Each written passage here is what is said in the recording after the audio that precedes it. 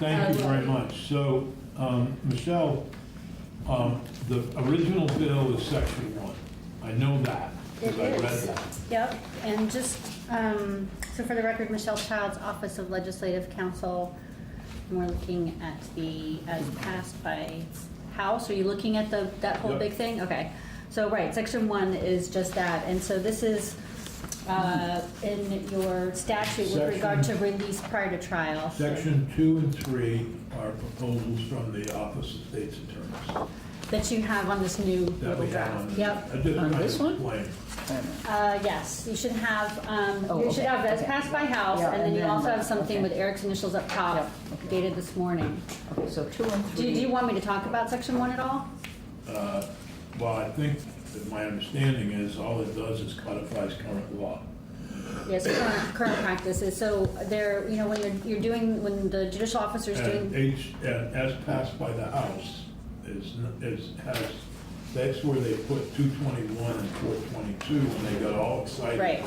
At town meeting break and decided that 221 wasn't strong enough and that 422 wasn't strong enough in terms of the way they wanted it. So they revised 422, 221 immediately In here. through them in 675, and they passed them, and then they announced at town meeting that they had passed them. Can I ask you a procedural I question? need to Yeah. ask about section 1. I thought there was some, I thought they were gonna pass 221 as, They're supposed to do it today. okay, so they just have a couple If they get to changes. committee, the only changes they have Is the are clear. to take clear out the word, convincing. no, take Oh. out, the only changes they will have when the bill comes to the House floor will be that it'll be 6 months instead of 60 days, Okay. up to 6 months. And the word intended is out in that Okay. other section. And then, according to Eric, there are several technical amendments that he saw as he worked over the bill, and those will be technical, and it's not gonna be a strike-off.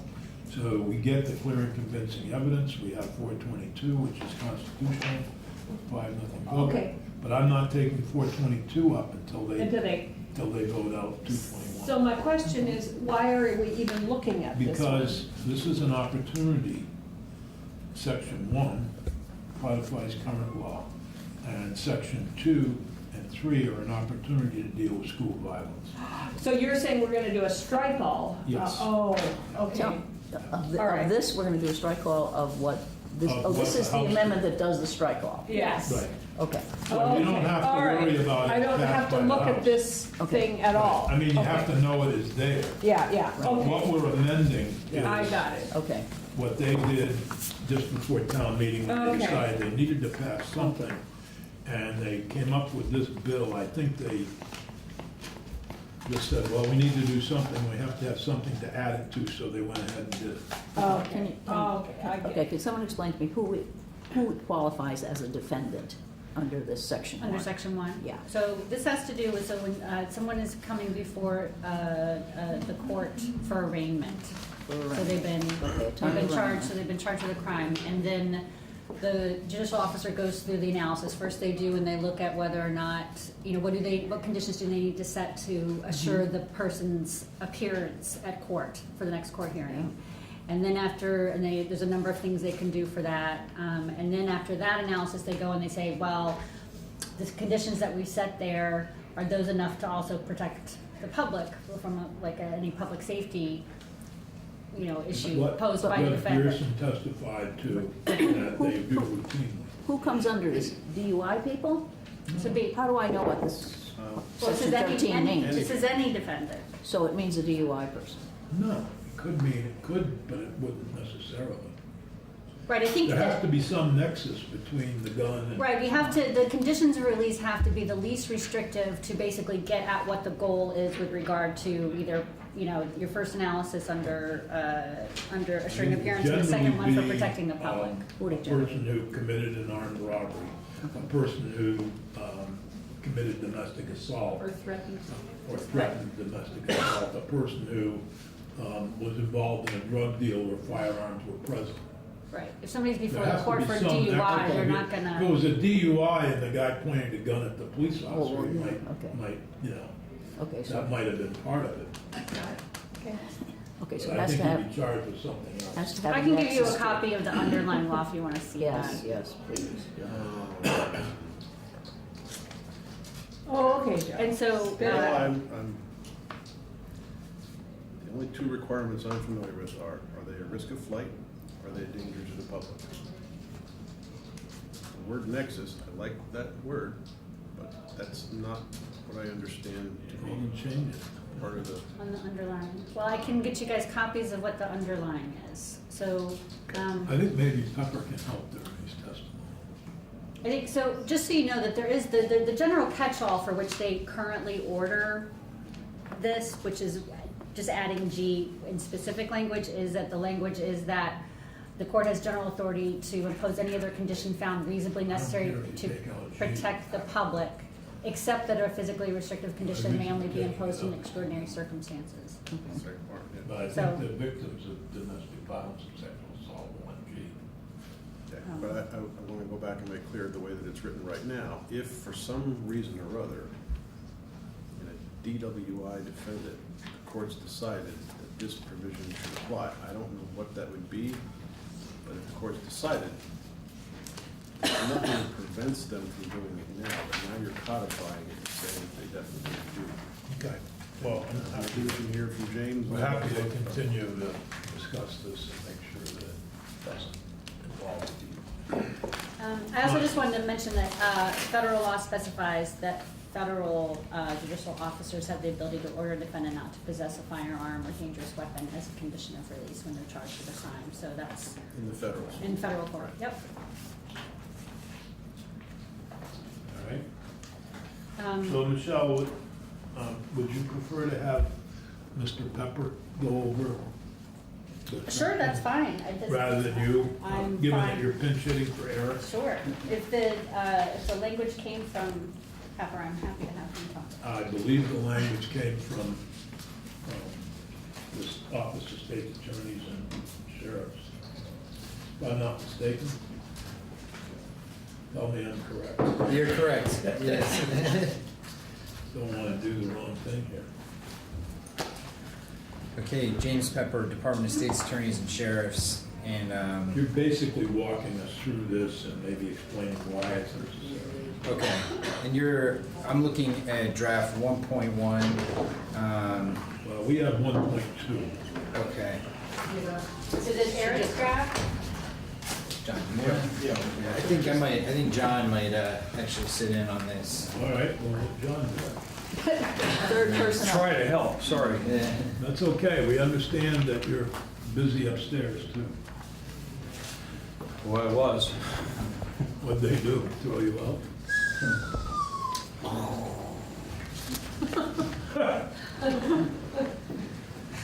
That's Tomorrow actually we the wanna defense know if attorney's statement. Whatever the House does up there on Section 8 is enforceable, to be prepared. Okay, What's section 8? Oh, section, okay. that's Yeah. the magazines? Okay. Sports Illustrated Time. Oh, really? God bless you, God bless you. Those kind of magazines, right?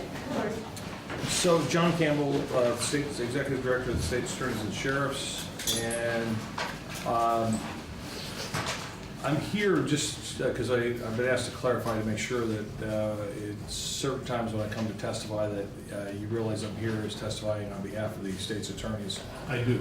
Okay, and because our sheriffs have different opinions. I understand that. Okay. So here's what we tried to do.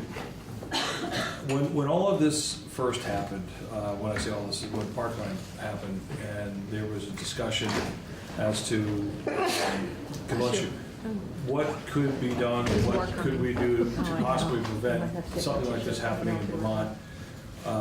We went through the laws that we had currently in the books, and we had a couple of them that just did not fit correctly or fit well. And we have the criminal threat law. God bless you. There's my third one for the rest of the day. Okay, Jeanette. So feel rude. The older I get, the more they come in a row. My wife does 6, we're out to dinner or anything, and I'd say, well, 6th one will be the charm. By the time my dad died, he was doing 16. Oh, Yeah. Well, allergies are starting, I can tell you that. yes, they are. This isn't Ballard. So anyway, we out the pipes. looked at, one of the areas we looked at was this 4017, which we had this body had passed, and you were actually instrumental on this a few years back, and that is people prevented from possessing firearms. And so we went around here, and we felt that if we could possibly place this here in one section, that the person being prohibited from possessing would be somebody who has made a threat to enter a school, made some type of communications to others, whether it be communication through text, or and that would be identified as text or Facebook or in person, that they're intended to enter school grounds to and then go in here, either put another person in fear of imminent serious physical injury, or to commit or threaten to commit any crime of violence. This is one way, but I still think the best way, the better way, and we were working on this actually when you called, Senator, is under the criminal threatening statute. I think that there is language that we could put in there that would be a little more direct. This is the way we had it under 4017. I believe it works, but it's awkward in how and its attempt to do what we all would like to do, and that is to say, if somebody has the intention to come on to a school ground with a weapon, whether it be a firearm in this case, to cause physical injury to another, then we want to make sure we're able to prevent that. Where does it say that on the school ground? This, as far as Oh, I see two, but Right. when you get to 2B, can you talk about that? 2B, commit or threaten. That's the person who, That's why I'm saying it's a little awkward. to be, yes, commit or threaten to commit any kind Any. of violence. Any crime of violence. Does it say only in the school? Well, it's using a firearm, you're using a firearm to commit or threaten to commit any crime of violence. I think if you have a firearm and you're threatening to assault someone, to kill somebody, to maim I'm somebody. gonna punch you out. Yeah, if you have a gun, No, it doesn't say that though, does it? no, it says firearm. If you It have says you have to use a you- firearm to, It says you can't possess one, but it doesn't say that Right. you threaten with a gun. it says, Line 16 off Yeah. out. Yeah, it says, for the purpose of using a firearm to A, place or attempt to place another person in fear of imminent serious For the purpose of physical using a injury, firearm, oh, okay. and the purpose of using a firearm to commit or threaten to Okay. commit any crime of violence. Okay, So I'll look at that. you have to read the Yeah. last sentence of, the Yeah. last words of line Of 16. using a firearm, okay. So it, Yeah. it has to be on school buildings, Yeah. school grounds, or an institution of higher education. Okay. And then it is only effective if they place the person in fear of imminent serious physical injury or to commit any crime of violence. So taking this, Yeah. let's say that you might have a different way of doing this, but Yeah. taking this to the Sawyer case, Yeah. this would provide given his journal and the comments he made to And the. give you a way. I will, if I could say this and actually be on the record, is that anything that I'm suggesting here today, or that the state's attorneys will be suggesting, has nothing to do, or is not intended to do anything with the Sawyer case, or to have any type of involvement. If a case, But I think what our purpose is, let me use Parkland or wherever, or if some David similar Jones, cases. if something like David that. Jones were to make a threat, and several students heard that threat, or he posted it on Facebook, or whatever, that he, and he had a bunch of firearms on his bed and took pictures of them. And then made and talked to several other students about his plan and had a journal. This would come under it. Yeah, it's basically, it's almost backward, not backwards, but when I say awkward is, it's really the communications, let's take the communication first. He's got to be, he or she has to have made the communication that they are going to go on to a school to commit or threaten to commit bodily injury. Then the second part of this is that what this would say is that those people are not, anybody who makes that kind of a threat is not allowed to possess a firearm.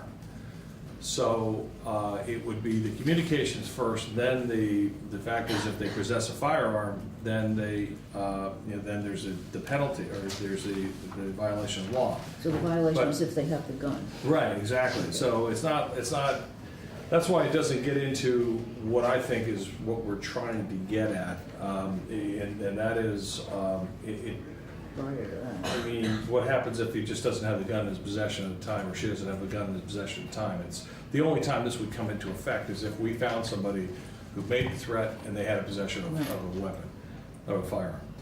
So that's why, and I hate to, I wasn't sure that we were taking this up this morning. In fact, I thought you were just doing a walkthrough, but what I'd like to present to you this afternoon, or not this afternoon, but whenever, I believe you're coming back on this tomorrow. No, not tomorrow. Tomorrow is all magazines. I believe the best way to deal with this is probably through the criminal threatening statute, as far as this part is We concerned. can take this up next week, but I'm a little, Okay. There I are actually two, think this, I realize this thing, you think it's awkward, but I think it's, I think it'll work. I'm just saying yeah, I just think that there are some people that that might not, well, you have It to might have not a be gun under in order to threaten to use a gun, yeah. right? And I can't threaten that I'm gonna use a gun and my gun's in my garage back home. I can't threaten you with it right now because I don't have it. Well, you can make the threats, and that's the whole thing with the criminal threatening is. I'm gonna get you this afternoon. But this doesn't intervene really prior to, you get the penalty if you violate having a gun, right? Well, that's the In other words, penalty you for can't grab- having you a can't gun on grab the- school grounds. You're You can't grab the absolutely right. person ahead of time. Well, 221 would let you grab the person. Yeah, That- 221. No, it wouldn't let you grab the person, it let you grab the gun. Well, yeah. But if you follow Well, the language of the statute, you start with the title. And the title is persons who are prohibited from possessing firearms. If you're gonna add this provision, I would suggest striking the words conviction of violent crime, because that doesn't quite Well, aid that's the just flow of the statute. Well, If that's- the first person who is going to be deprived is someone who is convicted of a violent crime, as is defined in 4017. The next question is, who else is prohibited? And you don't necessarily have a conviction here, if I'm seeing this right. At least not. You are. so you do need to rewrite it. I'm thinking it needs to be a little cleaner. I know where you're going, and I appreciate where you're going. I want to go where you're going. I'm not reading it in a way that leaves me comfortable. Okay. If you don't have the criminal threat concept behind it. If you have a rewrite for next Tuesday, we'd appreciate that. Yeah, I would definitely have that. Can we go to the third part of this? Well, it's not, the third, it's section 3, so it is the third part. This was added by Representative Vians in the actual bill that passed the House. No, it did not pass in anything. I know it from Eric that Well, wait it a came from minute. Gary, but it was not in anything that passed. Okay, well, but something passed, On the floor, there was Section from 1D. Will Boyd. Section 1D has some changes to possession of a dangerous or deadly weapon in a school bus, school building, or in school property. On Yep. page 26 of 28, starting on page 26, they changed, well, they didn't do anything, they just changed, oh, no. Penalty. They changed the penalty from 3 years to 5 years. Now, what's that for? Huh? On what? Made them feel good. On what issue is I that? don't know what else it did. I mean, with regard to whom the penalty is. Whoever possessed a dangerous or deadly weapon in a school bus or on school building or on school property With the intent to injure another with person. intent to injure. So there's So they two, made an enhanced felony. This is Yeah. current law in 4004. We passed Yeah. about 2000, I think, if I remember correctly, and we had it a 3-year felony, fine not more than $5,000, and they jacked it up to 5 years, and then said dangerous or deadly weapon has the same meaning instead of defined as set forth. I don't know if this is good, bad, or different, but that's what they did. Excuse me, Sarah, I'm not sure. As passed by. I'm on as passed by the House. Yeah. This is 675. Yeah. As passed by the House, page 26, section 1D. I think that what they had done was they were making an enhancement. They moved the first offense from misdemeanor to felony, and then they did an enhancement. Right. They went I forgot, yes, in B, they went Penny, for do a you have first any more of offense, those? 3 years, and Take for any a more of second those? offense, 5. Michelle, I just need this, I gave mine to John. Oh, Yeah, I got it. so that's just note that the subsection A is if you have a weapon a firearm on school property. Subsection B is if you have a firearm and you have an intent to injure another person. Yeah. So that's where you have the felony level. well, what you should do, I think what you should do, Director, is to look at this section of law Let's see if I can work with that. and work with this section of law rather than what you had in here. Okay. So that's what they did in their version of, so they, which got lost because nobody knew they did it because they were concentrating on making the Senate look bad. Well, it's interesting because, they have, federally, you had the, even, I think it was even in the No Child Left Behind, which we always, Yeah. that one, they had some language in there, plus the previous gun bill regarding school properties. But I think this, and in fact, this may be cleaner if we, go Well, I ahead and think look you at can it. play around with that and get it, your threatening language in there. Yes. Then there is section 3, which might enter into your representation of the sheriff's Nottingham. And that is, I think what they're trying to say is if we have a school, if the school resource officer happens to be a retired law enforcement officer, they want that person to be able to possess a weapon or firearm. And I would think that Sounds like a good idea, sounds maybe. fine to me. So So- everybody could hire somebody. Can I just Just ask lost a about question about teachers. that? Are they Yeah. gonna be certified? Yes. Yes, I think that's. They'll be- Qualified. So that word needs to Qualified, be yeah. in there. Yeah. So why would you put retired instead of?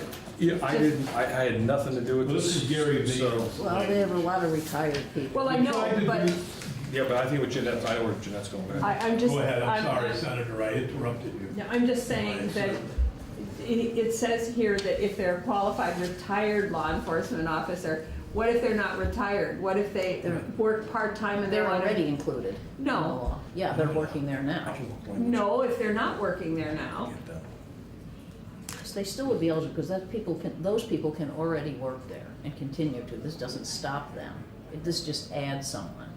Mount Anthony, the Southwest Supervisory Union Okay, hired a former police officer to be the head of their security. And I have no idea what he does, but he's the head of security. I don't know if he's allowed to carry a firearm, but I would prefer to see the words licensed or qualified or Certified. no, licensed, we're licensing police officers Because now. we license now? I need Licensed. to get back on your committee, so I'm up to speed. We passed a bill the other day, moving it to, so now you go to the academy and you get certified, just like you go to nursing school and you get your degree. Then you apply for your license. It's the same being treated as the same as other professions. Director of the state's attorney. And because I'm aware of the bill that was passed by and it's currently in the House, so I think what we would do is use, because I think the certification, and if they go to licensing, if that's the term that actually passes through the final, whatever agreement is made Yeah. with you all, between the two government ops, that's what we use. Because the one thing we don't want to have is we don't want to have a law enforcement officer, because we can't decertify at this point in time, who may have had some mental health issues. Technically, a 95-year-old police officer, retired officer, could be considered the resource officer, and he may be qualified under this, but may not be physically able to.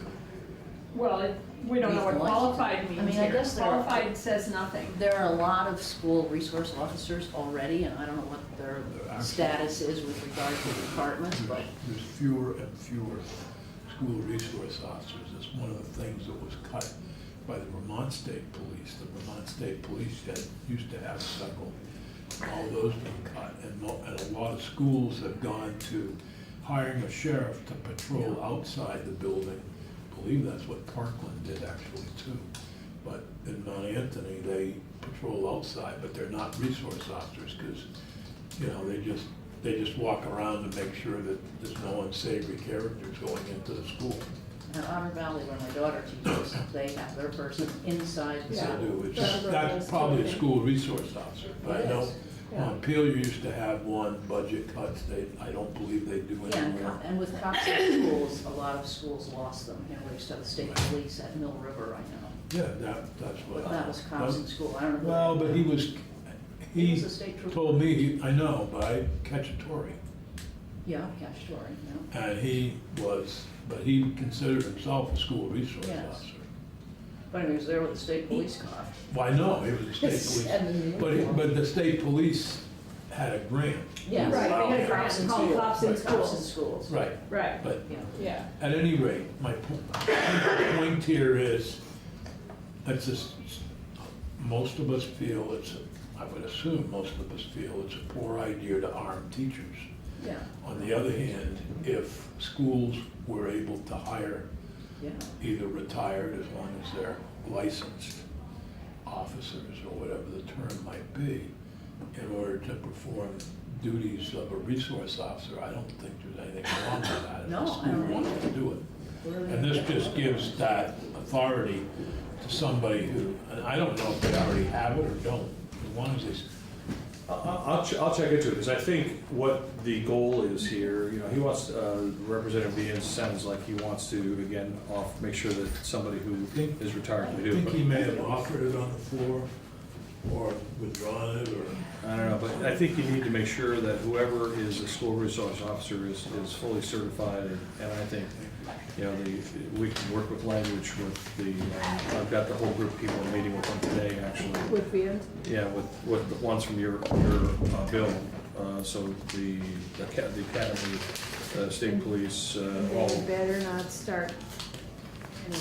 Well, that's not my fight, I know I'm just it's gonna not. have it, I happen to be meeting with them, so I believe I can provide language that will satisfy I think, everyone. unless the committee's absolutely opposed to this concept, I think it's worth doing, but doing it right. Yeah, Yeah. Absolutely. I think it's fine, we just need to make sure we have the right language I there. just asked a question, do you know, I don't know whether or not, the law that prevents a weapon from being on school grounds, is there any federal legislation that is involved there? That is federal legislation, but I believe that they exempt law enforcement, and, because I know the school resource officers all came out of, like, after Columbine, that's usually when you first got most Just of want the to make school. sure we dovetail properly. Yes, and I have that actually, that's currently being printed while I was over walking We'll around. work on this next Tuesday, and presumably, by then Eric will be done with guns. That's, well, maybe not.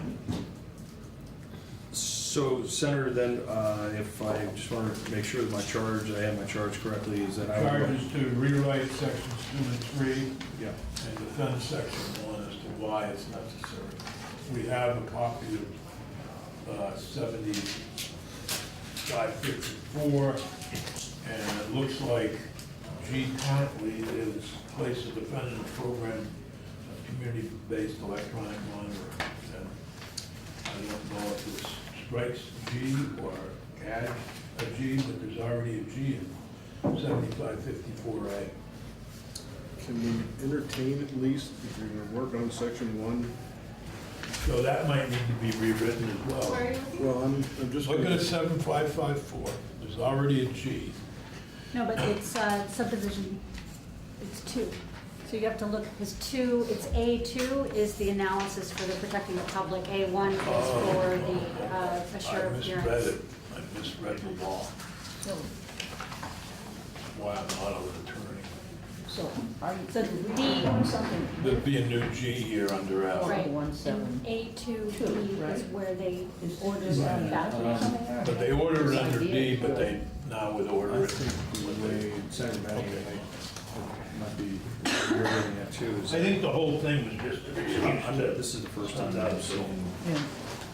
maybe Auburn has a different view, but I don't, that's okay, I don't care. I think if I could work with you also, and, All that I'm looking to try to do is bring a nexus between that provision and the charge being a violent crime. I don't know why we would remove weapons from somebody who's charged with a simple assault Michelle. or mutual affray if there were no guns Michelle, involved. Michelle, would you explain to the committee what you just explained to me? They do it under, if you turn the page to page 2 of 4 of the handout is on 7554. And you go to page 2, they do it under D now. So for the analysis around, first they do the, conditions to ensure appearance, then they go on to subdivision A2, which is the top of the handout, second page. So if the judicial officer determines that conditions of release imposed to assure appearance will not reasonably protect the public, the officer may impose an additional least restrictive of the following conditions, or least restrictive of the combinations that will reasonably ensure protection of the public. And so the testimony previously on this was that, they do see it, and the judges do use that authority under A2D, which is the catch-all language about impose any other condition found reasonably necessary to protect the public. And that they do sometimes order somebody not to possess firearms during that period, and I think the Defender General's office testified over there, and they said they see it sometimes, but it tends to be in personal assault cases or things like that. And, I know the courts actually do it now. right. We're now moving to codify it.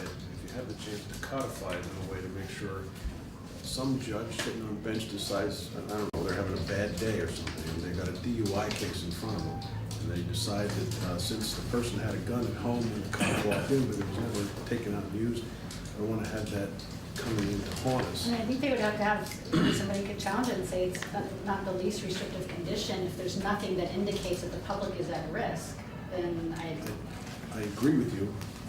I think that language ought to be in this provision somehow to make a nexus between what But is. it is in the lead-in. Or you want it again.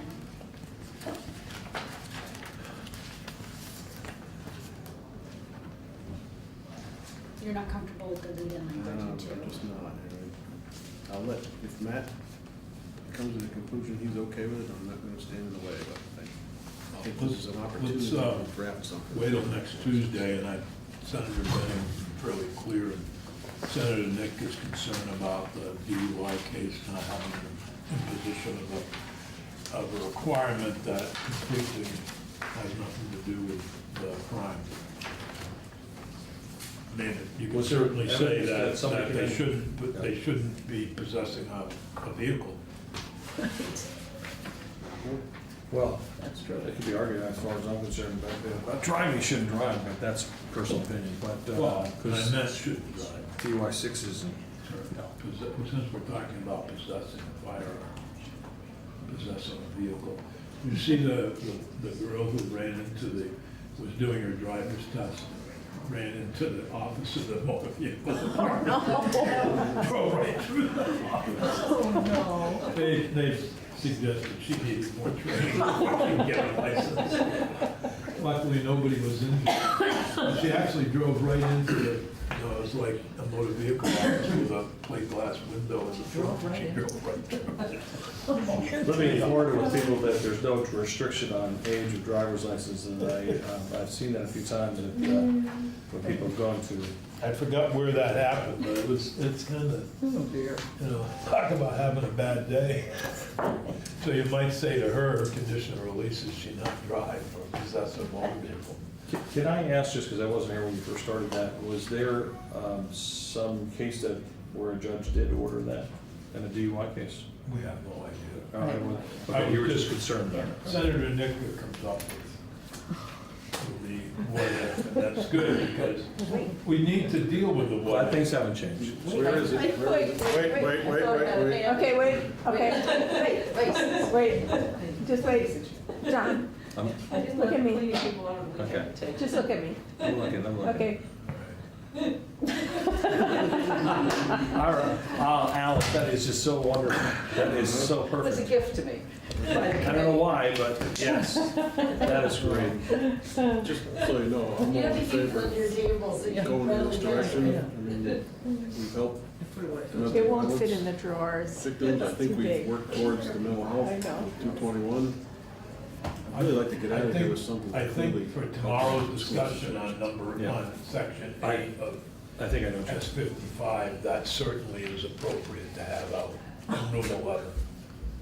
Even though you can't eat the fluff. I don't think so. Yeah, that might fan the flame Might fan the flames. a little too They much. don't care. I'm, So, and Yeah, I then, think that's a good idea to have that in there or something. Yeah, any suggestions you would like them I by next think I would Tuesday? like to see, and you can work with Eric and Michelle on a redraft, see what we can come up with to meet your goal. We actually, I like the idea of having more school resource Yeah. officers available. I can see Yeah. I know of several retired cops in my area who would probably love to volunteer to do that. As long as they're still, they still have to keep up their they license. would have to keep up their license. We have retired doctors who work at the clinic for the uninsured in Bennington. They keep up their license. They're not working, they don't have regular patients, but, The reason why you want Yeah, to see some of the retired ones, actually, I believe, would be concerned for their actual retirement, because as you know, if you're a state employee, if you work Well, X hours, and I was maybe thinking there's, Maybe they I volunteer. can tell you this, though, that would be an interesting, I think we would be able to get more recent retirees, if we were able to, I don't know if this is possible, maybe Senator White knows, if we were able to amend the, I don't know if it's a regulation, part of the retirement to where it would allow a recent retiree from let's say VSP to act as a school resource officer, and that income would not, because now if you started working, then your retirement stops at that point, until, if you're Oh, working excess sorry, hours. thank you. And then, I think that wouldn't apply if you're doing a part-time resource officer or something. If you are working for the state, if you work for the state, then your retirement stops. But I don't think if you're working for somebody else that it does. I may be Okay. wrong, but check that out. yeah, I'll check that out, okay. Well, I figured that because the schools, it would be, school resource, that would be, public school would be Because there's some, state funds. because they work for municipal departments and sheriffs and stuff, and I Do don't not think delay the that- I don't bill think by that asking for a stops. committee of conference. Who's that from? What?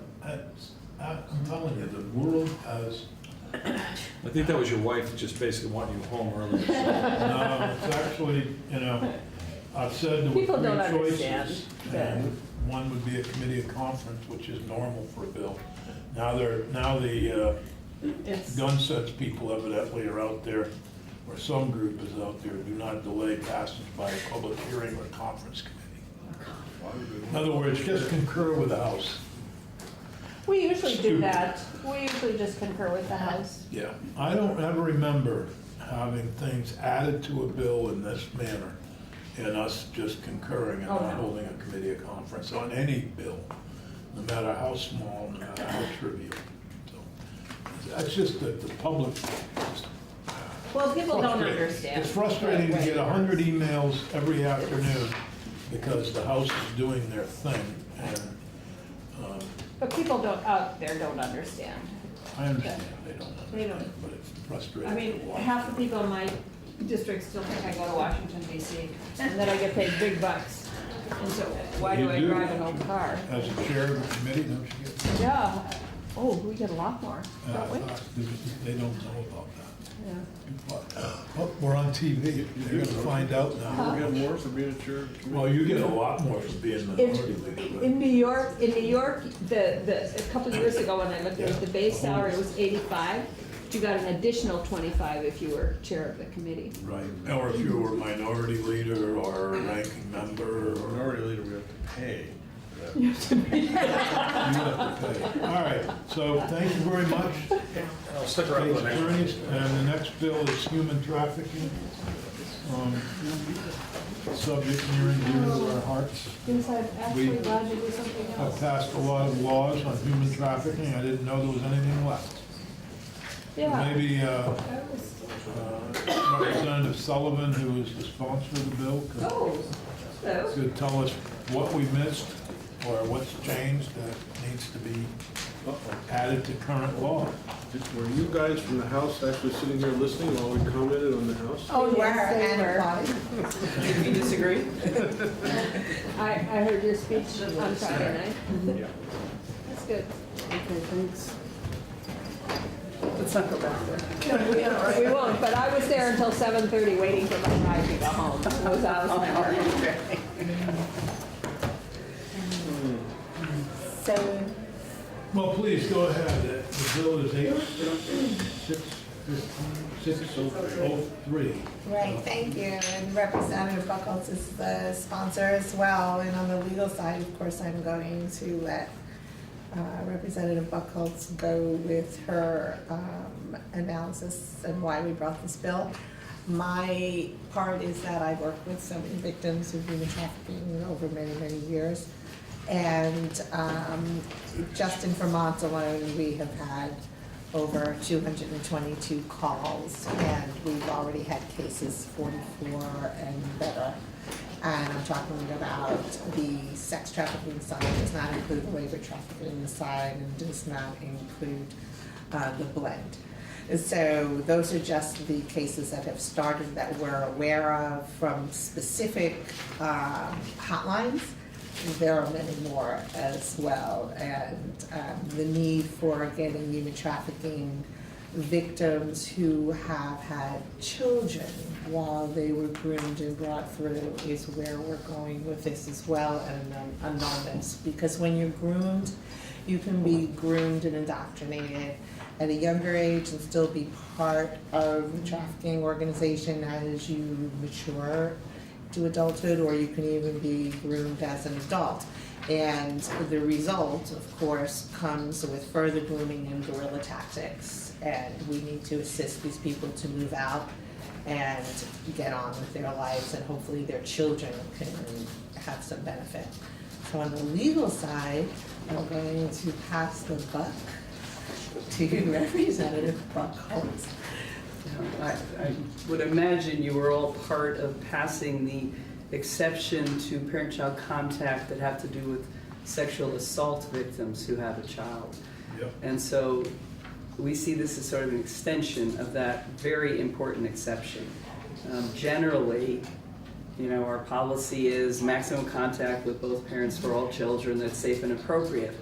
And in this situation, it could be neither. With a trafficked mom and the child that resulted from that relationship. So I've had many cases as an attorney where I wish we could have had no contact, and the best we can end up with usually is a lot of hoops for the perpetrating parent to jump through, but there's always the possibility, and this is not a situation I would respectfully submit where that would be appropriate under any circumstances. And the only other portion that we asked to have changed had to do with annulments, where annulments currently cannot be granted where the husband and wife, or wife and wife, or husband and husband live together consensually. But when you've got so much coercion and mind manipulation as you get in human trafficking situations, I think it's an easy leap to see that no one could give their consent under those circumstances. So those are the two components. And if you have any questions, please ask. Bill? First off, let me just suggest that this will become one of the questions on the bar exam for some future board law student. They can curse us, it's okay. Yeah. We had them. The issue of whether or not voluntary cohabitation is eliminated, how do you prove then?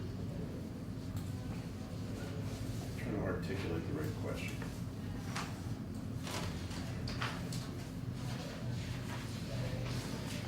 I think I see where you're going. The theory is Yeah. that they have been coerced. We presume that they've been coerced.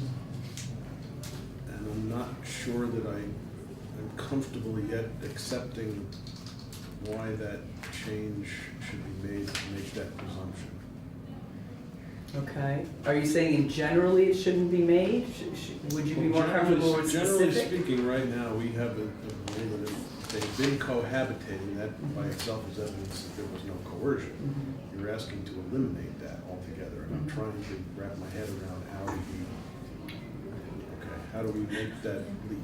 Well, first off, it's not always cohabitating by choice. Okay, there's a paradigm that has to be met in the human trafficking area, that they must have been there by fraud, force, and coercion. So that parameter would have to be proven before the annulment would be granted anyway. So it's not like, gee, I was trafficked and I'm gonna stay with you now by choice. So this is an entirely different level that has to be proven when they go through the court system asking for that annulment when they're a human trafficking victim. And of course, there's always the hope that the trafficker will come forward and argue against it, and then we can have a great defense against the trafficker, but the chances of that happening are very slim. But there is a paradigm that must be met because they must really prove that they are victims of human trafficking. So this isn't just, a free card. So if party B wants the annulment, raises the grounds that they were threatened by force or other form of coercion or deception by a third party, who we identify as the trafficker. If the spouse objects, does their defense then become, how do we combat that actually happened? See where I'm going? So in this situation, are we presuming that the other the spouse? Spouse A does not want to get an Right. annulment. Spouse B is seeking an annulment on the grounds that they were forced Right. or coerced, but the coercion was caused not by spouse A, but by third-party human trafficking. So the spouse in this situation doesn't know that this person's been trafficked?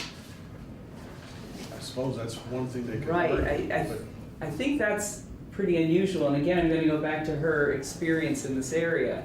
But I think usually, someone gets delivered to you as a spouse. It's kind In of, an arranged marriage in a different culture, are we speaking about that? Well, no, not no. exactly, but that could be a situation that happens, but that's an entirely different arena. As far as the person who, spouse A and spouse B, the trafficker, say, caused this union, then there would be that correlation between the John or the person who's placed there to control that specific spouse to continue being indoctrinated through this grooming process. So there would be a correlation, and bring the trafficker in to say that they had nothing to do with it, and, you know, so it's going to be a hearing. It's not going to be just, you know, a file for annulment like you go to Vegas and the signs up there. No, but if you use Alice's example of arranged marriage, Sure. for instance, I think there's an argument to be made in America that an arranged marriage is a form of coercion. In other cultures, that's not necessarily the case. So if they come here after having been married, spouse B says, I was pushed into this by my parents, but they've been cohabitating for 10 years or whatever the case may be, and is now using that as the grounds for the annulment. Am I missing something, or is there a potential problem there? Because I think spouse there is, A had nothing to do necessarily with what happened with the parents in the arranged marriage, other than they were doing what their cultural norms are. So you have now spouse A trying to defend, and I'm just wondering how this plays out. So my thought would be, having done some of these cases and, you know, with people who do have arranged marriages, still must meet the paradigm of human trafficking, the force, fraud, and coercion. So those are the three elements. Okay, we can't redefine that. If you have an arranged marriage, it could be just fine. It doesn't mean you were trafficked.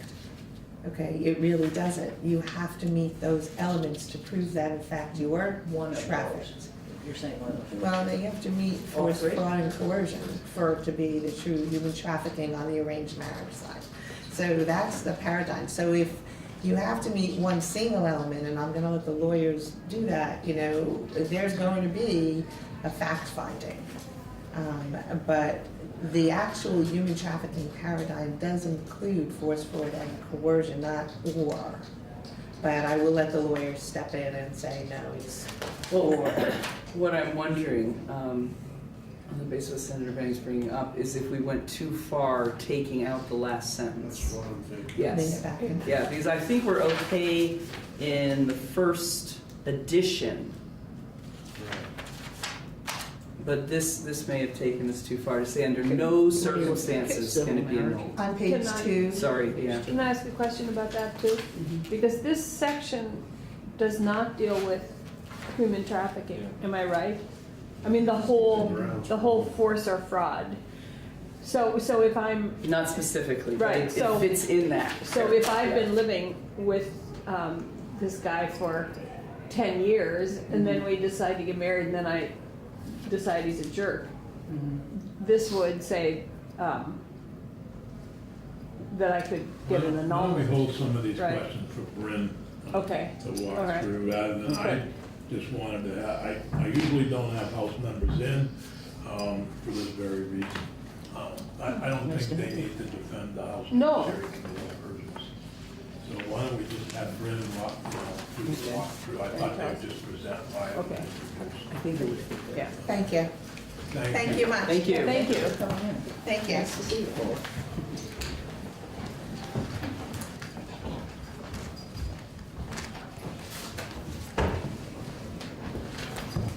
Oh, Bryn's here. Good morning, committee. Good morning. This is another brilliant one. Schools need armed security teachers. You need a bill to not sell guns to Democrats. All the students have been registered Democrats. And then I have one of my dear constituents, Senator Sears, I live in Shasbury, I'm fully appalled at your NRA stance against S55. I'll do whatever I can to vote you out of office. So I'm really so thrilled with the, I shouldn't have read these emails. No, you shouldn't. They are Blood so out of pressure. control. That's right. And I'm disappointed, but that's what you get here. I So- heard back from the guy. that said 81 emails between last night at Oh, 9 yeah. o'clock and this morning at 9 o'clock. Heard It's from the crazy, and You heard, right? Like the guy that said my stench was no longer allowed in Welcome Denville, to I heard back Alsford. from him again in capital letters. He said it Now again? he's actually threatening me and my removal and something like yeah, that. well, Join the group, Joe. Yep. So should I tell the person that doesn't want to sell guns to Democrats? With the young woman at the thing on Saturday in Putney had this sign, and across the bottom it said Democrat, pro 2A. What? Makes sense. Pro Second Amendment. She's a Democrat, Oh. and she's pro the Second Amendment. So, This is all Anyway. generated by We the People of Shasbury, by the way. We the people of It's Shaftesbury. a group of, that expect us to do whatever they want. It's called We the People of Shasbury, and that's easy. oh yeah, I started reading that one. I deleted it. Alice Miller's So, group. again, we're all a little punch drunk if you haven't figured that out. So Bryn, it's hard Be to worse by Friday. concentrate here. The House did a strike-all amendment, I assume. Yes, I believe that's right. And so can you walk us quickly through it? Sure thing. I think Representative Sullivan and both were trying to walk us through it, and I think it's more appropriate for you to do. Okay, sure thing. So for the record, Bryn Hare from Legislative Council. So I think that the committee already got that the gist of the bill is really, it's in two parts. We've got the annulment section, which is section 1, and then we've got 2 and 3, which really deal with parent-child contact. And those are the parts that talk specifically about human trafficking. Section 1 doesn't speak specifically about human trafficking, rather it talks about how force or fraud plays into annulment of a marriage. So currently, section 1, currently under 516, which is the annulment based on force or fraud statute, within the annulment subchapter of the annulment and divorce chapter, provides that if consent of a party to marriage was obtained by force or fraud, the marriage can be annulled, essentially unless the parties voluntarily cohabitated before the commencement of the action. So what section 1 does is 2 things. It broadens the scope of marriages that can be annulled under this force or fraud statute to include those marriages where consent was obtained by the threat of force or other forms of coercion or deception. And again, as the sponsors of the bill indicated, it removes that restriction that marriages shall not be annulled if the parties voluntarily cohabitated prior to the commencement of the action. So 2 things to the annulment statute. Wait a minute, it says that's, you're crossing that out, right? Right, so that's currently there's a requirement that marriage can't be annulled on grounds of force or Right. fraud if there was that Yeah, voluntary. so now they will be able to be. Right, so that, okay? I'll move on to section 2. So now we're moving to, this is a rights and responsibilities order. Again, we're still in the annulment and divorce chapter. So currently, this section of law sets out how the court makes a parental rights and responsibilities order, including a requirement that the court look to factors regarding the best interests of the child.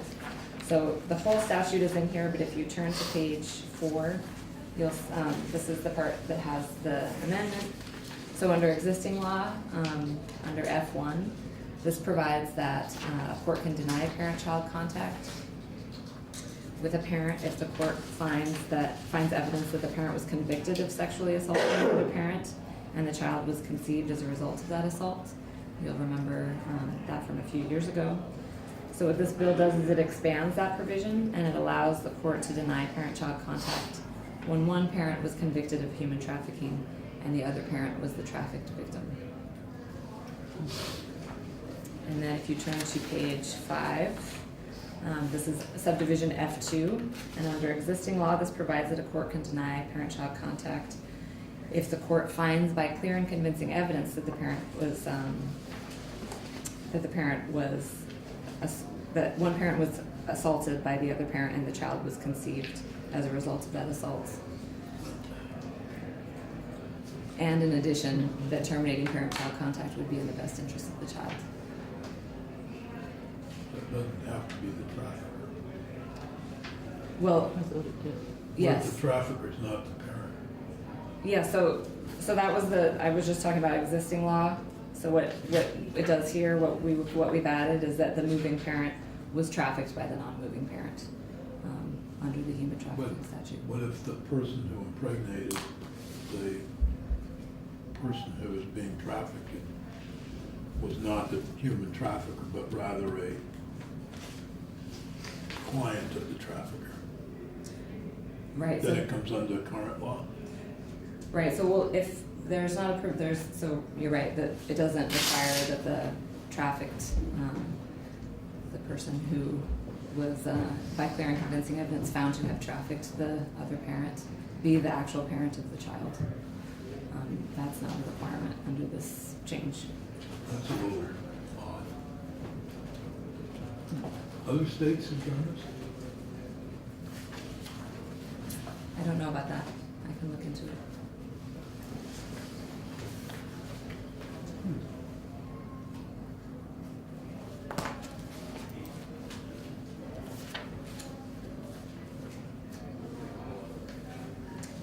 So I would just mention. My recollection from our work on human trafficking in the past, which was pretty extensive, was usually the trafficker, I think it was, if the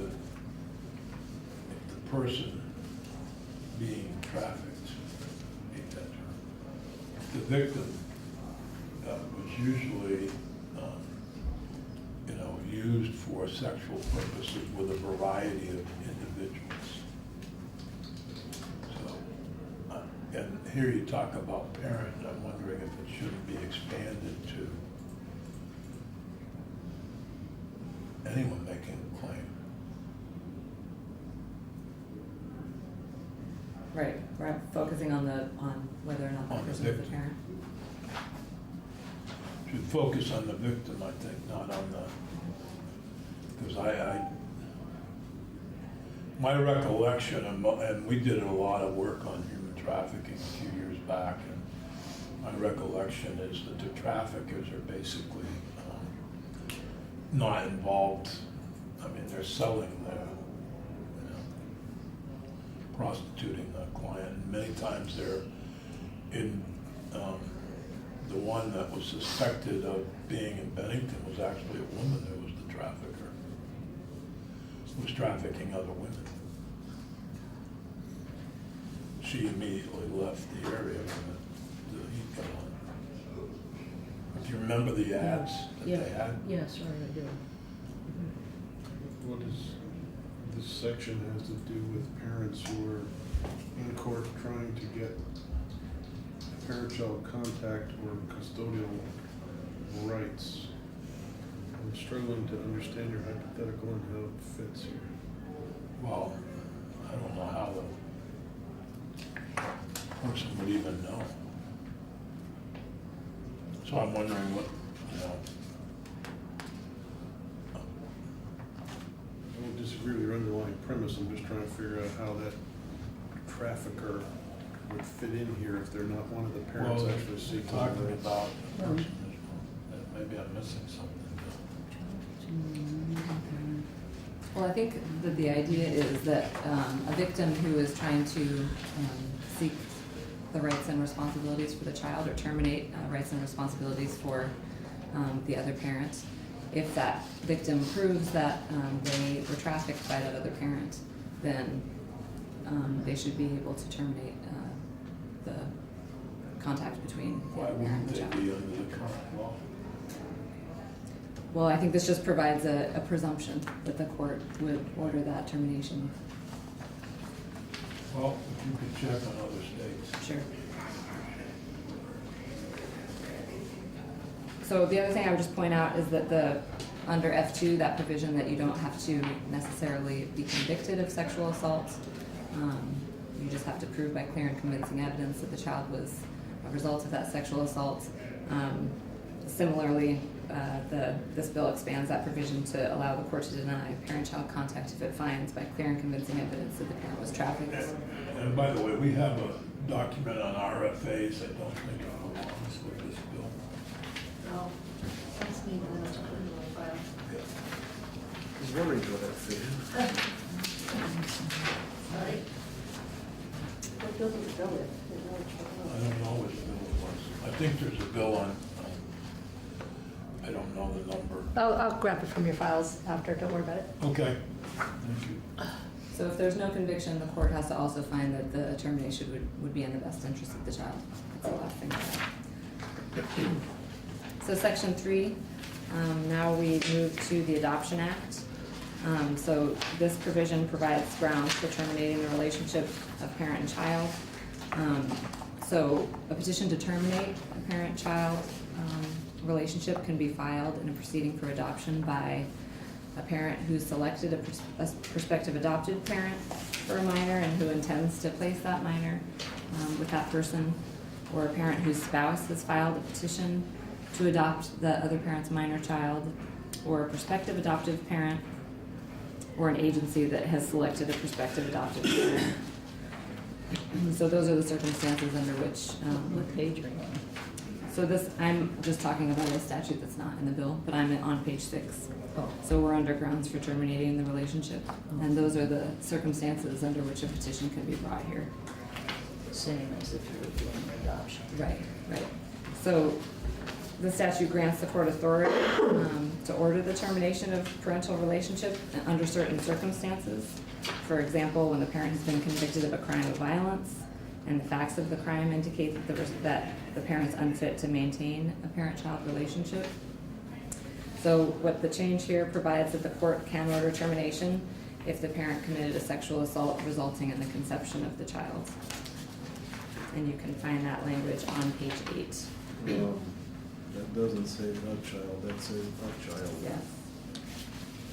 So if a child has been conceived in some other relationship, Right, this Then would this would- enable that yes. son or daughter of the accused to terminate their relationship? It would enable, that would be grounds under which the court could terminate the relationship, yes, between that child, between another child and that parent. So but the word does not limit it to the child, Right, yes. so I have 2 kids. If I'm convicted of forcefully impregnating a total stranger, my kids could then petition the court, or my spouse could petition the court to have my parental rights terminated? The spouse could, and this is again under the Adoption Act, so this is if your spouse is filing an order because they have selected an adoptive parent.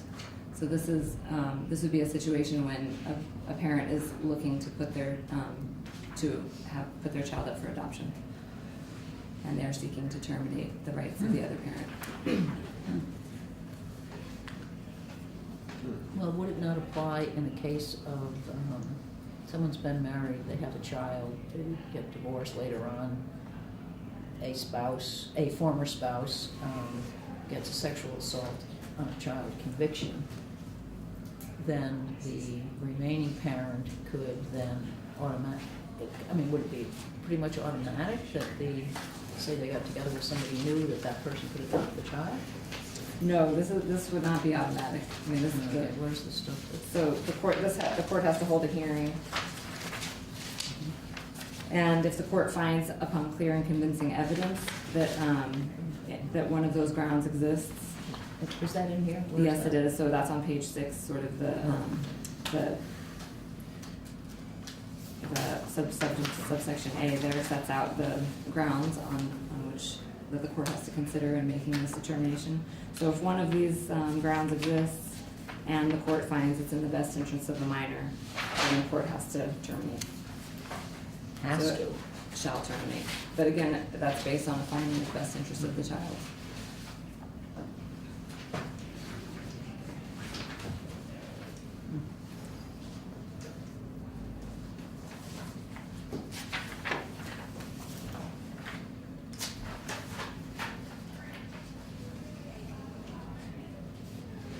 And also the court has to find, if you look at,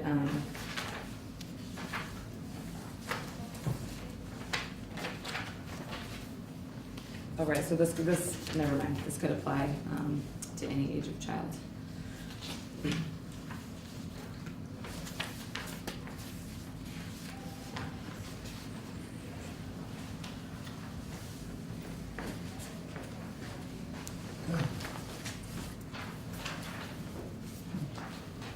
And is this one still with best interest of the child applying? Yes, yep.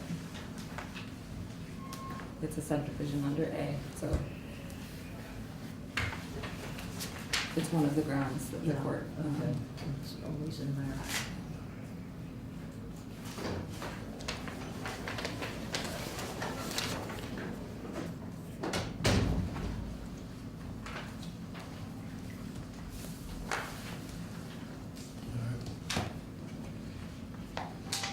More questions for Bryn? Did you have a thought on the, arranged marriage?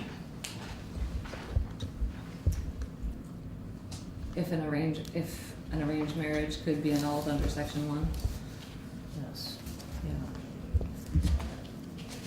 I think that it's really up to the court to find whether an arranged marriage would fit the definition of threat of force or other forms of coercion or deception. Voluntary cohabitation has traditionally been used as a defense to one of the current standards of force or fraud.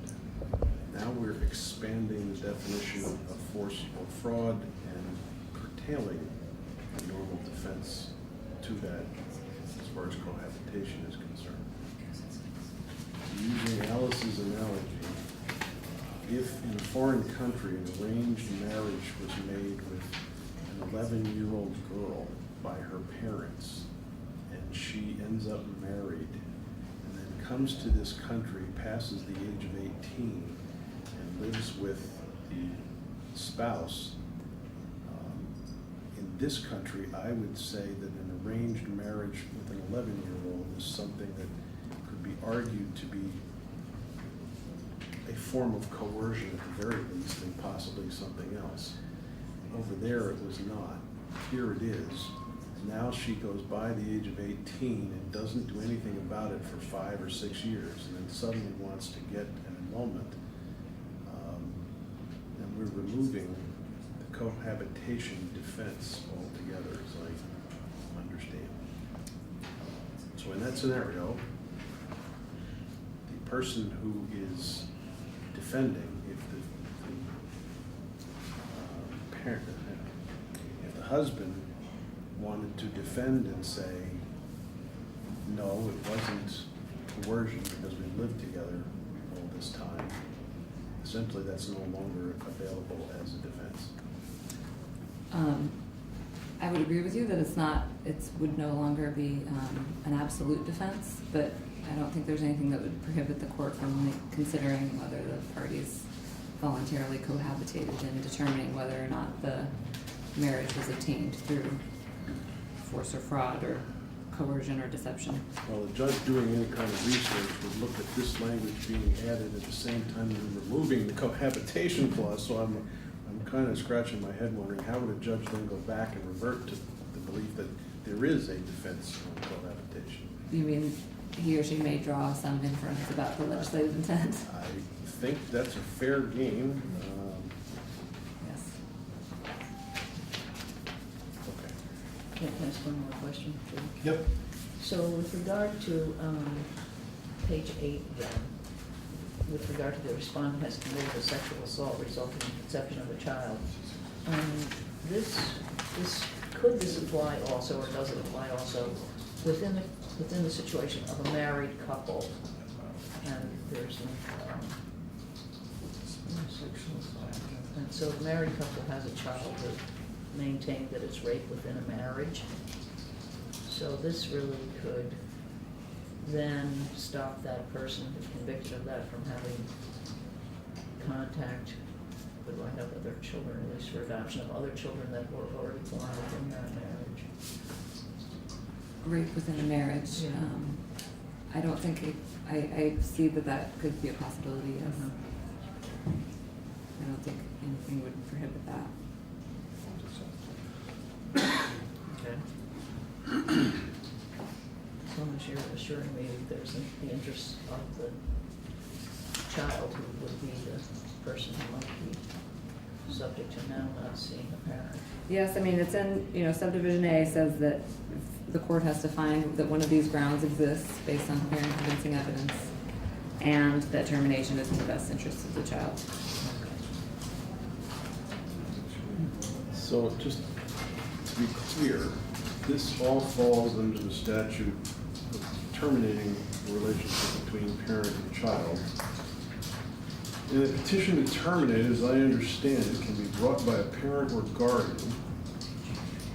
A parent whose spouse has filed a petition already before to adopt the parent's minor child, a prospective adoptive parent of the minor child who has filed a petition, or an agency that has selected a prospective adoptive parent for the minor and intends to place. So if DCF has in custody a child that they want to place with a given adoptive placement, they can use as grounds under this the fact that the parent who's objecting to that was convicted of producing a child in a rape situation. Yes, Not this child, but some other child. As currently written, yes.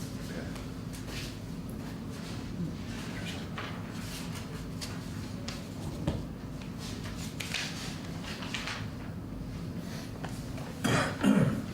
Okay. Thank you very much. Thank you. All right. James Pepper or John Campbell? Thanks, sir. Or both? He's let me do the work today. He's letting you do the work?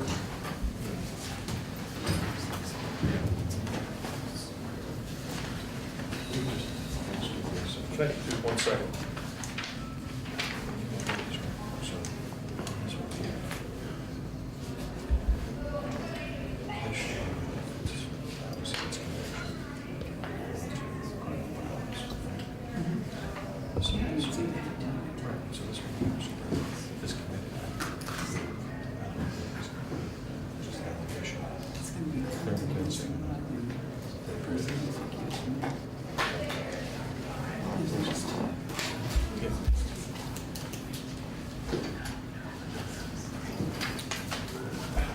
John Campbell, Executive Director through the State's Attorneys and Sheriffs. I'm here on behalf of the questions or regarding questions that might come up under my State's Attorney's hat.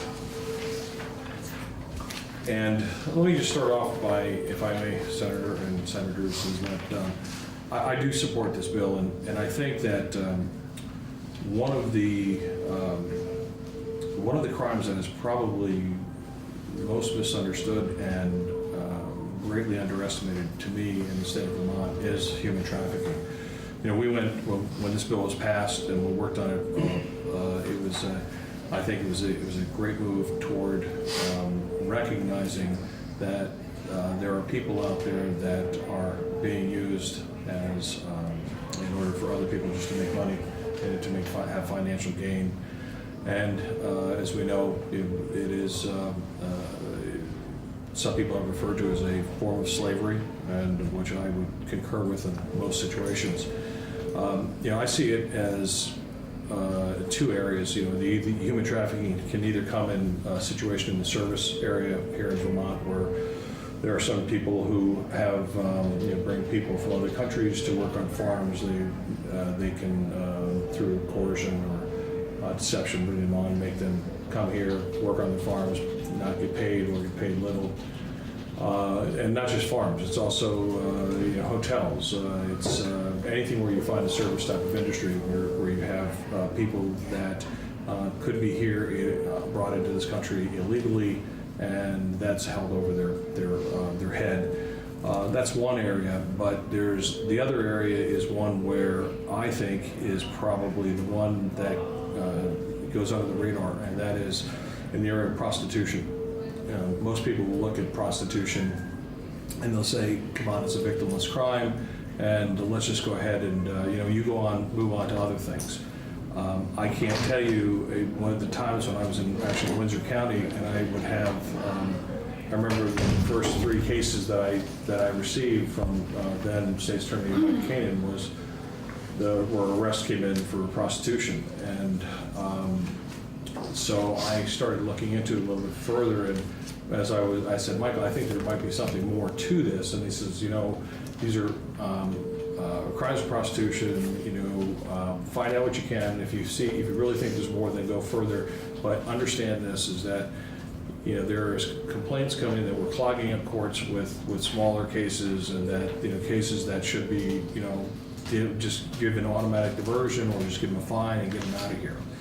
And because you just don't have the time for investigations, because we don't really have the investigators. This is like, local law enforcement might do a sting, which they did in these cases.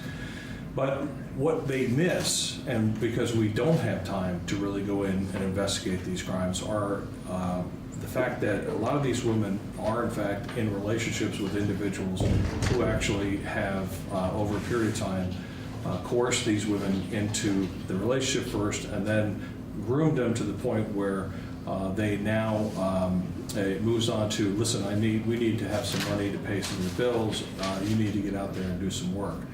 And the stories, I don't have to, Linda has already, I believe, laid the groundwork for that, and actually I saw an entire presentation made by Representative Sullivan, and it was extremely moving, and that's really what opened my eyes before I got to deal with this one case. And so after we dealt with two of the cases where it didn't seem like there was much, I reached out on this one case and finally found, to make a long story short, I got in touch with the mother of the prostitute who was arrested. And it was a chilling story, and it was one where this person was an actual college graduate, and the mother told the story of how she got involved in this relationship with this guy where they all thought he was a great guy, and one thing led to another, then the drugs got involved, and then next thing you know, he's has her out there working on the street. And she came here to Vermont. Outside of my time with the state's attorneys, I ended up working with the mother and also the woman, and got her into some treatment down, and helped get her treatment down in Massachusetts. And she then later told the story about what had really happened. At this time, she'd also been in touch with some of the federal officials down in Massachusetts, because that was where this all came out of. They just came up here to Vermont. The point that I'm trying to make is that this is a situation where the crime is not as irrelevant, and it's not as, I shouldn't say it's happening far more than what most of us think in this state. And we do have obviously a lot of things to worry about with the opioid issue, which is dovetailed in this, but also with the issues that we've just been dealing with regarding the violence. But anytime that we're able to make some advances toward ending the relationships and the power and the abuse that one individual has over another, because it can be a man and it could be a woman, that's we're not only better as a state and in what we're providing for our folks, but I think we're also better as an entire country, to show that we're not going to stand by and let this let people be used and abused sexually or in other manners that are being done currently across this country. So I would strongly suggest and urge that the committees support this termination of this bill and what it's trying to do. And hopefully at one time when there are not 1,000 different other issues that are facing you, immediate problems, especially as a part-time legislature, we'll be able to look further into ways that we could try to do more to end the what I consider the prolific human trafficking trade here in Vermont.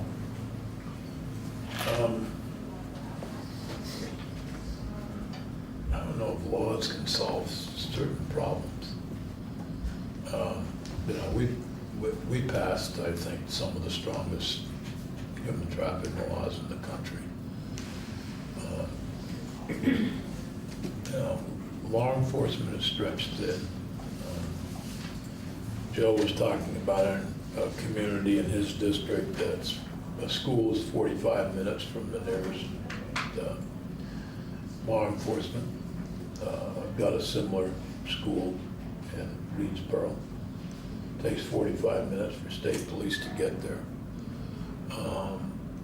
So if you're talking about an emergency and it takes 45 minutes, or if you have an investigation into human trafficking, I don't know, wherever it is, particularly in a rural state like Vermont on the border of Quebec, New Hampshire, Massachusetts, and New York, these folks move very quickly. And so I'm not sure it's legislation as much as making it a priority of law enforcement and others to investigate the cases. I don't know what, I'm fine with this bill, but I don't know what gets us there other than The research. vigilance and the resources to do it. Fighting an opiate problem or fighting other problems. And then we sit here spending our time talking about.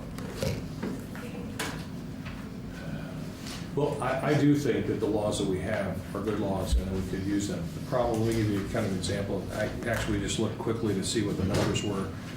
And last year, I think we had 6 convictions for human trafficking, but 909 cases of prostitution that came in that quickly got dumped into diversion. And so if there were, and I know there were others, because I know that there are states, attorneys' offices that don't have the time to take the prostitution cases, so they don't even put them to diversion, they just go ahead and dismiss them, or they won't take them from law enforcement. But if you figure there's been, let's say, 1,000 cases where we have done something, got some involved, and this is just my personal involvement, I would hazard to guess that a good number of those had to deal with people that were being trafficked by third parties, whether it be a significant other or being some other type of organized crime gang or group. So, but the laws are here. We just need, again, the resources, which I know that's a problem and has been. I think it's more than even just the resources, and I hate to sound like I'm sorry I wasn't here for the conversation, but the first time I ever became aware that this was even an issue, I'm such a, not even LA or whatever, but it must have been about 10 years ago now, there was a huge article in, I believe it was the New Yorker. And it was about a smallish town, not a tiny town, but I would say it's somewhere in New York. And there was a house on the corner that had some young women living in it. Nobody paid too much attention to it. They would see the young women come down and go to the corner store and buy candy and stuff. And when they finally raided this house, the people who were taking advantage of what was going on there, and these were all young girls who had been trafficked, were the upstanding community members. It made me want to throw up. So we, as long community members were the patrons, yes, or they were the persons who were down. They were the patrons. They were the all. It included. The council members and ministers and from the community and Elliot Spitzer. and so how all the laws that exist aren't going to change that depraved human behavior, and I have to. It just. It's maybe it's not a great analogy to drug addiction and stuff, drug use, but the drugs, people are going to seek drugs if they're addicted to drugs. Yeah. People who are using women in this way, they're going to continue to try to find that. But that, and again, I understand your concern, but it's not one where I think that just highlights the need for us to protect these folks, because they're being used and abused by people of power, people yes, who would try to stop us from using whatever little resources we have to convict them or to get these people out of their lives that they, if you want to call it a life, that they live. I have to say it made me look at everybody in my community, a little jaundiced. for a long time We're after betting that. and then Saturday night. Sorry. John, I've got 2 questions about the bill. Got the bill. Hopefully I can answer. Well, page 1, removing the voluntary cohabitation. That language was initially put in this statute to provide a defense on what we are now expanding. And I'm wondering what the rationale is for doing that, if you know. I don't know that, and that was not, I don't know. Where are you, Joe? This is page Page 1.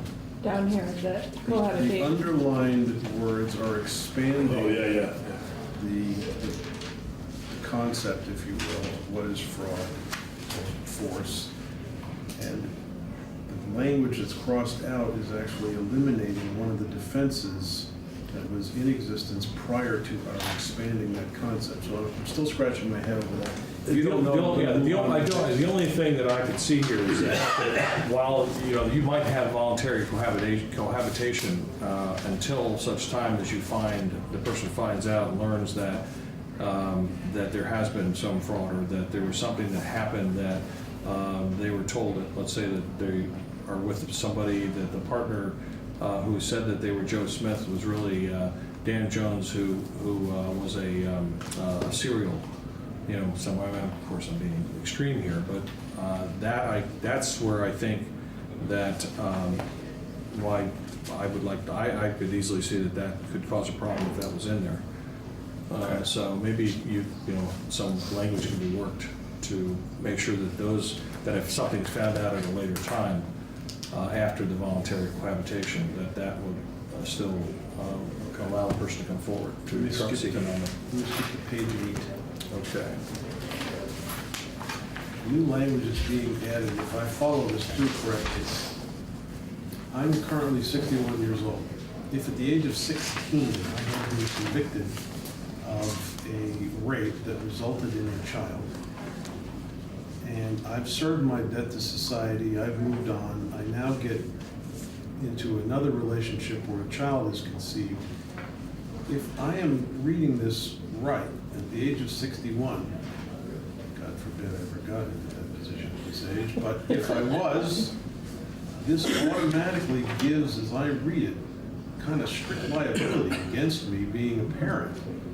And it doesn't matter what child was born. If I had another child with my wife, and then my wife and I are now in the process of a divorce, she hooks up with a new boyfriend, she wants him to adopt. It seems to me this automatically results in that happening.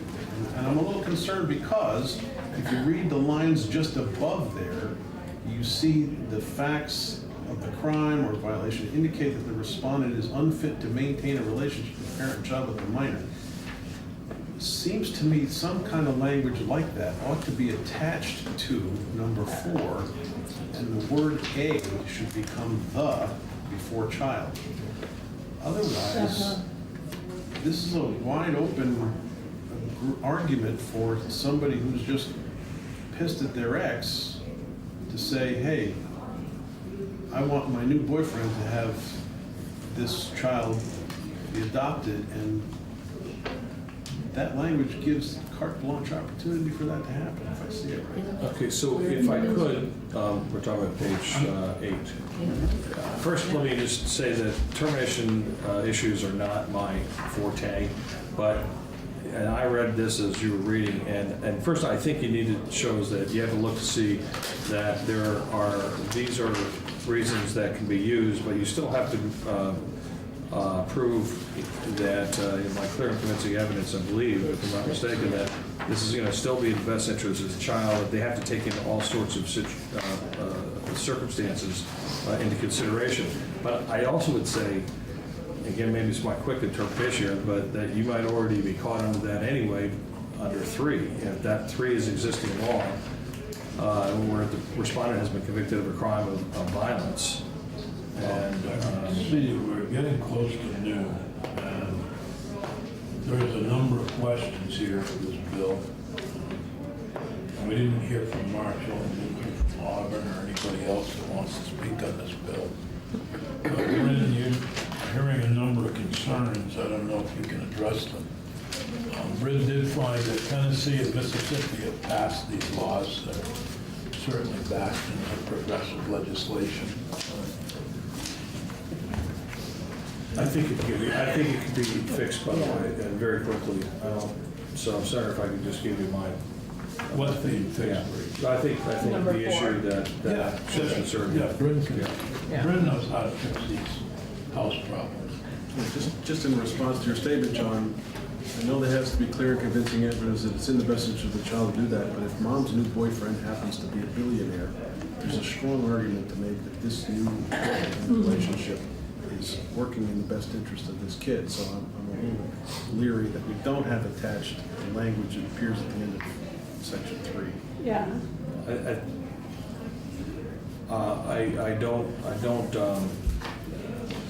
I will let the folks that do, or the experts that maybe tell why that language is what it is, but as I said, I think that if you're convicted of a crime of violence, that you're, under current law, you're facing that. But it does say, and the facts of the crime or violation indicate that the respondent is unfit to maintain. So there's a qualifier there, If you, okay, but there isn't a qualifier under 4. right. That's why commas and periods and everything else are very important when we're drafting these laws. Okay, thank you. Marshall, can we take you up, okay, take up your comments quickly, or if you have long comments? No. I have very, very quick comments on this. And that's because this impacts our area of practice in a very sort of, kind of at the margins, which is to say, in doing juvenile law, I'm familiar with cases that have involved juveniles in particular who have been trafficked. And frankly, we are supportive of anything that provides tools to address human trafficking that are outside of the tools that we have now, because frankly, the tools we have now don't really work, particularly when we're talking about children victims. Really the only thing that's available right now is the CHIN system, so taking kids into custody as either having been neglected or being beyond the control of their parents, are sort of the two ways that these kids often come into custody. And frankly, the resources just aren't there. It's just not a good system for working with those youth. So we don't object to anything. We don't object to this in concept. We certainly are supportive of coming up with things that are not the CHIN system that help us to deal with this problem. As far as the sort of specifics of it, I'm not a domestic docket lawyer, and I never want to be. So when it comes to the application of Title 15, you're talking to the wrong person, and I'm going to defer on any questions that are really specifically about that. I think you got to find somebody who's got a lot more experience in domestic docket court to answer those questions. I do think that in any effort like this, there's always problems. There's always ways that the wording could be tweaked, and always different ways that you can interpret it. And all I'm saying is I'm not the person to answer those questions. But I am here to say that we do support the concept of the bill broadly, and are really happy to see that there's an effort being made to address this in a way that to provide some ways for people who want to get out of these situations to get out of these situations that doesn't involve turning to Department for Children and Families or turning to prosecutors' offices, because and this is anecdotal, but the sense that I get in working with some of my clients who have been in these situations is that those processes often are really not palatable to anybody involved, including the child victims a lot of the time, who are not going to want to be part of a state custody, not going to be, frankly, the kids that I've dealt with who have been victims of human trafficking have been very sophisticated, very independent kids, young people who really, if you met them and talked to them, you wouldn't think of them as young people, you would think of them as young, sophisticated adults. And it's because when you're in a situation like this, you kind of grow up fast and you're exposed to a lot. And those are exactly the kind of people who really, state custody type of remedies really rub the wrong way. It's hard to engage those clients in the system that we have in place. It's, we just don't have the system that would engage those clients, so instead we try to shoehorn them into the system we have, and it just doesn't work. So we're supportive of coming up with, alternative angles to approach this problem, but as far as the specifics of what this does to Title 15 and what the domestic docket judges are gonna do with it, that's not my area. Okay. Thank you very Thank much. you. All right.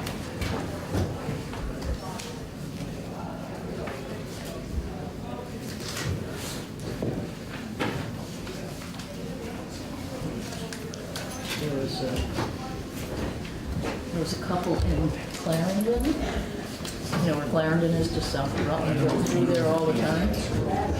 Well, they had, this wasn't a drug issue, but they had a situation going, who knows what the background is behind it, but they were soliciting truck drivers, and, then they go as a couple to where, and they ask the truck driver to park someplace. And I was always wondering what this car was doing, parked on a pull-off, which I used to go by all the time. And I would see it there all the time, and there'd be a truck there. Later, somebody got arrested in it because she was being prostituted, or maybe voluntarily, I don't know, but a truck driver finally complained. Because they were extorting money from some of the truck drivers who had stopped, who they had connected with online, and they stopped.